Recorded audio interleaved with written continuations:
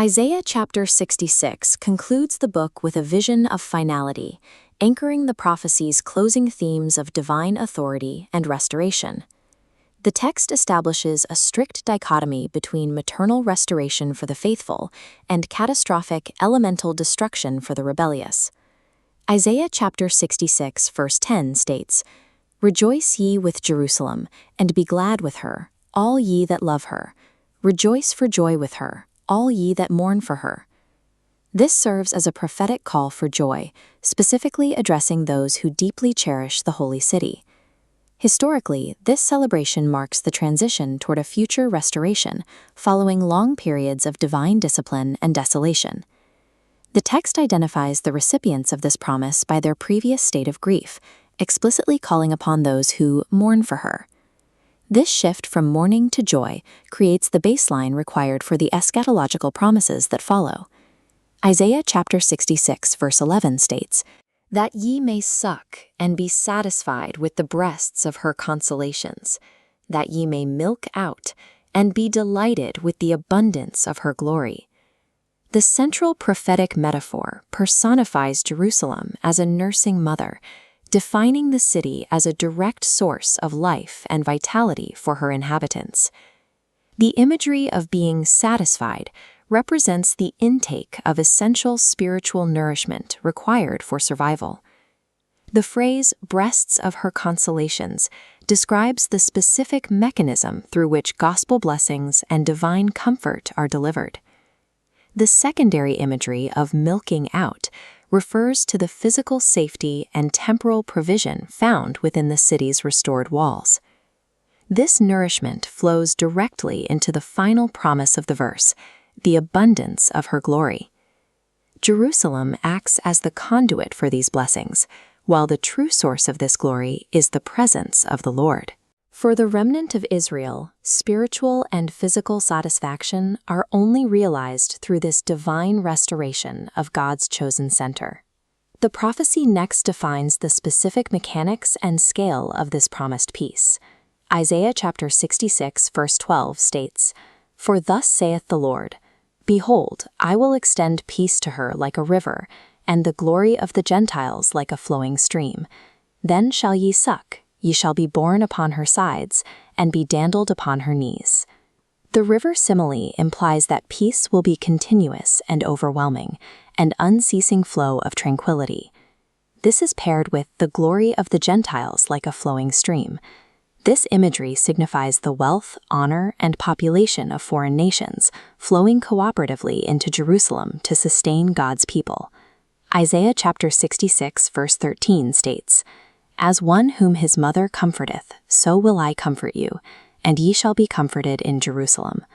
God himself now assumes the active, intimate role of the comforting mother. This parental assurance is specifically addressed to those who have endured exile and persecution. Divine peace in Zion manifests as the personal, intimate nurturing of the faithful by Yahweh. Isaiah chapter 66 verse 14 states, "And when ye see this, your heart shall rejoice, and your bones shall flourish like an herb, and the hand of the Lord shall be known toward his servants, and his indignation toward his enemies." The flourishing of bones serves as a classical metaphor for renewed vitality and spiritual resurrection. The text reaches a pivot point here, simultaneously revealing the Lord's protective hand toward his servants and his indignation toward his enemies. Next, we examine the execution of this divine indignation. Isaiah chapter 66 verse 15 states, "For behold, the Lord will come with fire, and with his chariots like a whirlwind, to render his anger with fury, and his rebuke with flames of fire." The elemental imagery of fire and whirlwinds reflects the speed and divine machinery described in Ezekiel chapter 1. This judgment is swift and unstoppable, executed with unmitigated divine fury. Isaiah chapter 66 verse 16 states, "For by fire and by his sword will the Lord plead with all flesh, and the slain of the Lord shall be many." In this context, the term plead identifies a retributive judgment rather than a request. The many slain represents widespread destruction brought about through warfare and elemental force. The eschatological dichotomy is absolute.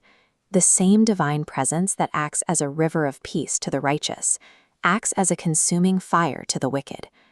Isaiah chapter 66, verse 17 states, "They that sanctify themselves and purify themselves in the gardens behind one tree in the midst, eating swine's flesh and the abomination and the mouse, shall be consumed together, saith the Lord." The text details the error of sanctifying themselves, an attempt at self-purification through unauthorized, human-invented means. Rituals performed in the gardens behind one tree specifically identify idol worship in sacred pagan groves. The verse also highlights dietary infractions, specifically the consumption of swine's flesh and the mouse. These choices represent an intentional rebellion against the Mosaic law.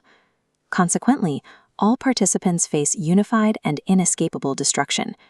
Outward rituals cannot mask internal corruption. Those who invent their own paths to holiness guarantee their own judgment.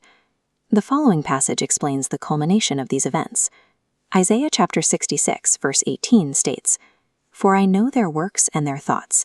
It shall come that I will gather all nations and tongues, and they shall come and see my glory." The Lord observes both works and thoughts. Divine judgment evaluates internal motives with the same weight as external actions. The command to gather all nations and tongues expands the scope of the prophecy to every corner of the earth. This verse shifts the focus from a localized restoration in Jerusalem to a global climax. The purpose of this gathering is for humanity to see my glory, witnessing both divine majesty and final justice.